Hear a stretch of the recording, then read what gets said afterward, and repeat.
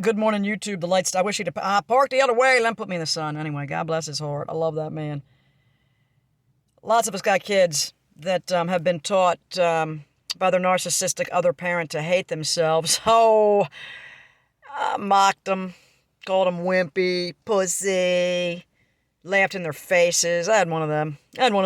Um, yeah, man, it sucks. Instead of being like, man, when your kid's struggling with something, instead of saying, man, I know it's hard. I get it. I do. I know it's hard for you to believe that I understand, but I do, man. Come on, man. Let's fight back against this feeling. Let's duke it out. Let's do 10 push-ups. Let's push it out. We got to push it out. These negative feelings about ourselves are like, we can't do it. Yes, we can. We can. I know you can. And when you do it and you get done, you're going to feel so good about yourself. Let's go. Whatever it is. Whatever it is. They don't encourage. They just shame and belittle.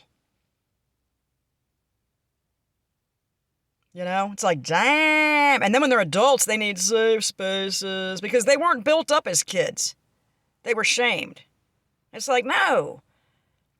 Build them up as children, and then when the hard stuff hits as adults, they can revert back to, man, what was I doing back then? Yeah, I'm cheering myself on. They can be their own cheerleader. They remember what you said, instead of remembering, you're a wimp, you're a pussy, laughing in their face when they freaking, cry or couldn't quite accomplish something or whatever it was, and then they quit trying. Like a simple thing that they should have been able to do after a while, and you mocked them so much until they just didn't even try anymore. Fuck you, parents that did that to your kids. Fuck you.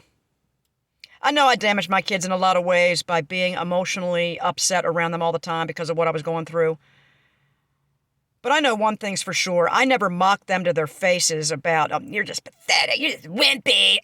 I never did that. My son reassured me because I said, Sam, did I do this ever? And he's like, no! No, Mom, you never did that. Yes, your emotional upset state of being for many, many years was very damaging. I know that. I'm there. It's horrifying to remember that I just could not pull it together. I couldn't pull it together on a plant-based diet. My God, my brain was so dry. Holy cow. Anyway, butter. Butter is incredibly helpful with that. It was just awful. I mean, my mindset was, I was churched out. I was running the tape, man, running the program against myself. Oh, these poor kids. But I never told them that. I didn't tell them that. Thank God! Which is maybe why they're all talking to me now.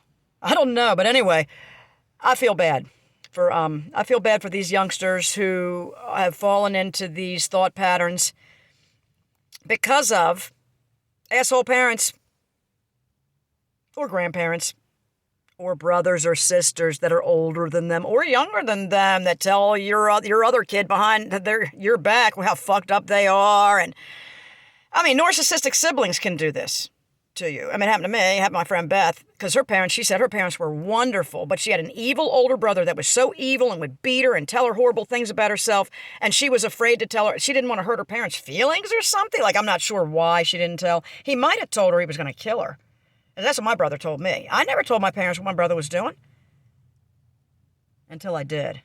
And then my mother was like, so what? If you had really met Jesus like you said you did when you were 18, this wouldn't even be bothering you anymore.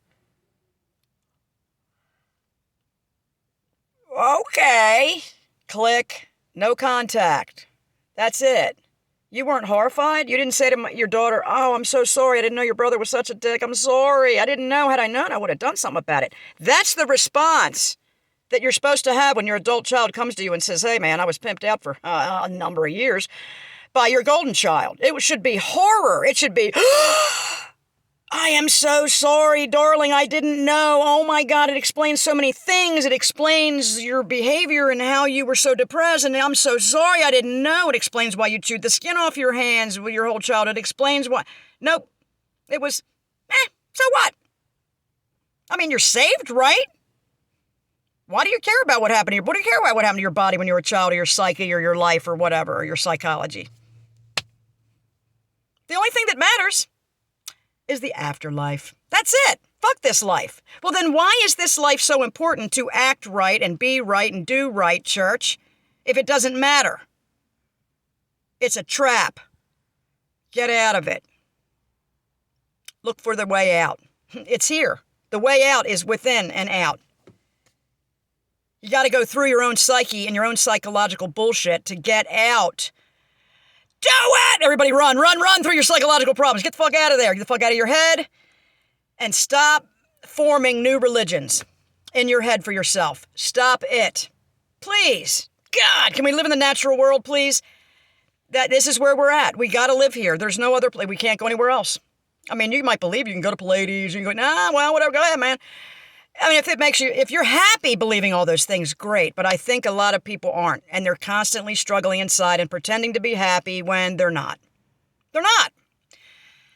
It's okay not to be happy every second. It really is. It's okay not to be happy every second. But, to learn how to bring about a change in mood when you're done feeling that emotion is a wonderful, wonderful skill. And I've been working on it for a couple of years now. And I'm really impressed with my progress. All right. Peace out, YouTube.